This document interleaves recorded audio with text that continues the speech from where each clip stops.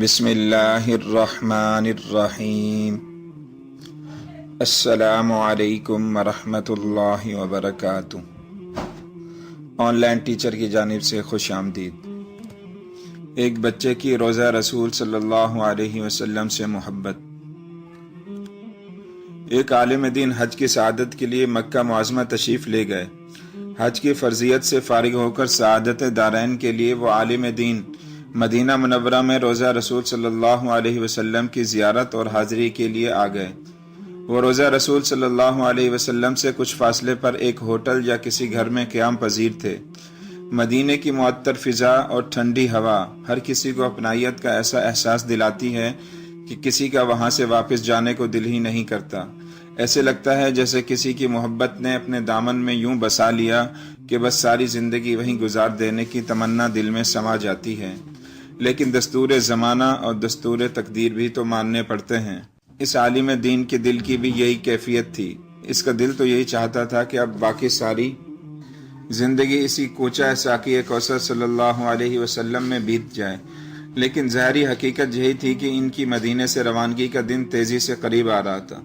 ایک دن وہ صبح کا ناشتہ کرنے کے بعد کھانے کے بچے کچے ٹکڑے، ہڈیاں، چھلکے وغیرہ گھر سے باہر ایک جگہ پھینکنے آئے تو کیا دیکھتے ہیں کہ ایک بچہ اس کوڑے کے ڈھیر میں کچھ کھانے کی چیزیں نکال کر اکٹھی کر رہا ہے اور لوگوں سے نظر بچا کر کھانے کی کوشش بھی کر رہا ہے۔ اس کے تیور بتا رہے تھے کہ وہ انتہائی مفلس گھرانے سے تعلق رکھتا ہے۔ عالم دین سے یہ کیفیت دیکھ کر رہا نہ گیا۔ اس نے اپنے دل کی تمام تر نرمی، اپنے حسن اخلاق اور اپنی زبان کی تمام تر تراوت یکجا کرتے ہوئے اس بچے سے مخاطب ہونے کی کوشش کی، جس میں وہ کامیاب رہے۔ ایسی کیفیت میں اس بچے سے مخاطب ہونا کسی نازک کانچ کے برتن کو ہاتھ میں لینے سے کم حساس نہ تھا۔ وہ بچے کو اسی قربت کا احساس دلائے بغیر اس سے کچھ باتیں کرنا چاہتے تھے۔ وہ عالم دین اس بچے سے شفقت بھری باتیں کرتے کرتے اسے اپنی رہائش گاہ پر لے گیا۔ وہاں اس بچے کو کھانا کھلایا گیا اور اس کے حال احوال سے متعلق جاننے کی کوشش کی گئی۔ اس بچے کی زبانی معلوم ہوا کہ وہ یتیم ہے اور اس کی ماں کی مالی حالت اتنی سخت نہیں رکھتی کہ وہ اس کی تعلیم اور اچھے گزر اوقات کا بندوبست کر سکے۔ لہٰذا وہ بچہ اپنے باقی بہن بھائیوں کی طرح حالات کے رحم و کرم کے سپرد کیا جا چکا ہے۔ اس عالم دین کے دل میں بچے کی محبت بڑھنے لگی۔ وہ اس کے مستقبل کے متعلق سوچ بچار کے عمل سے گزرنے لگا۔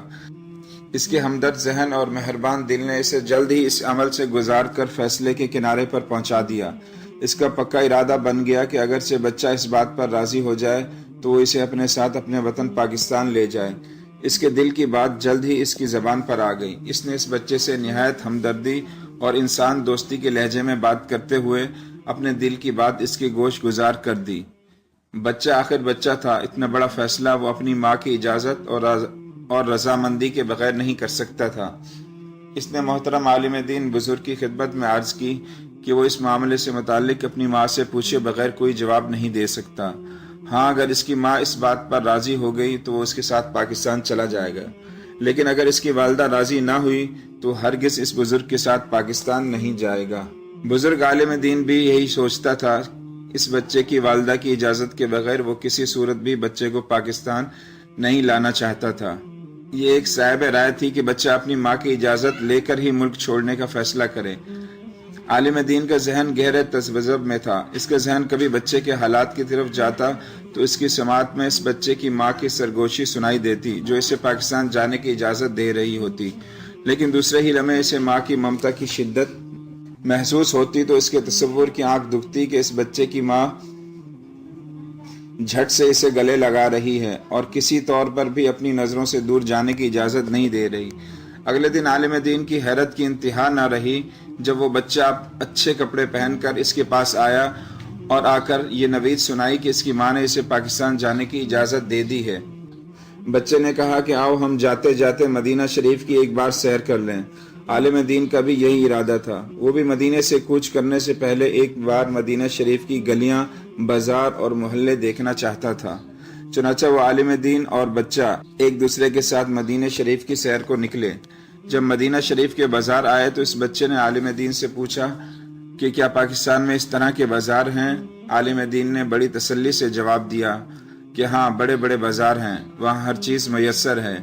بہت شاندار وسیع اور عریض بازار ہیں۔ لڑکے کے چہرے پر مسکراہٹ کی ایک لہر دوڑ گئی۔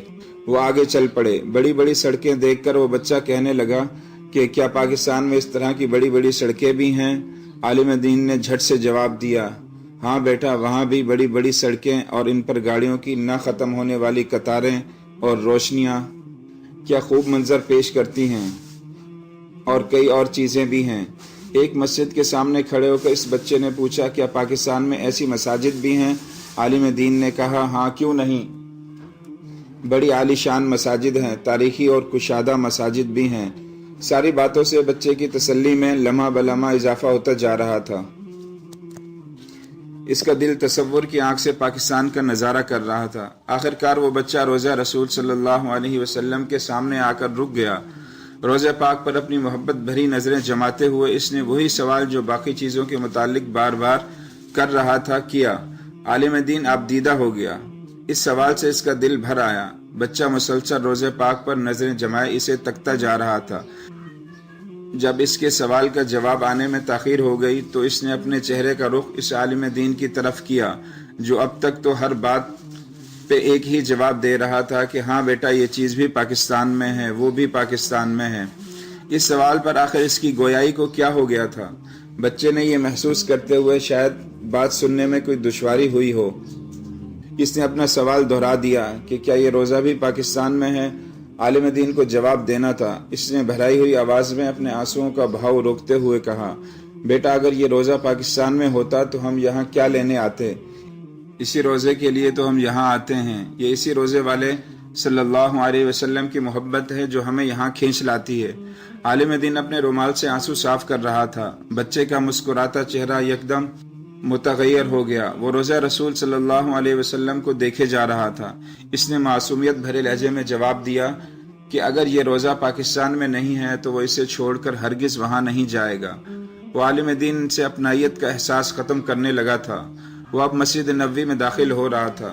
وہ روضہ رسول صلی اللہ علیہ وسلم کی طرف کھینچا جا رہا تھا اور عالم دین اب دیدہ نگاہوں سے اس کے قدموں کو زمین پر پڑتے اور زمین سے اٹھتے ہوئے دیکھ رہا تھا۔ اللہ تعالی ہمیں بھی سچی محبت نصیب فرمائے، آمین۔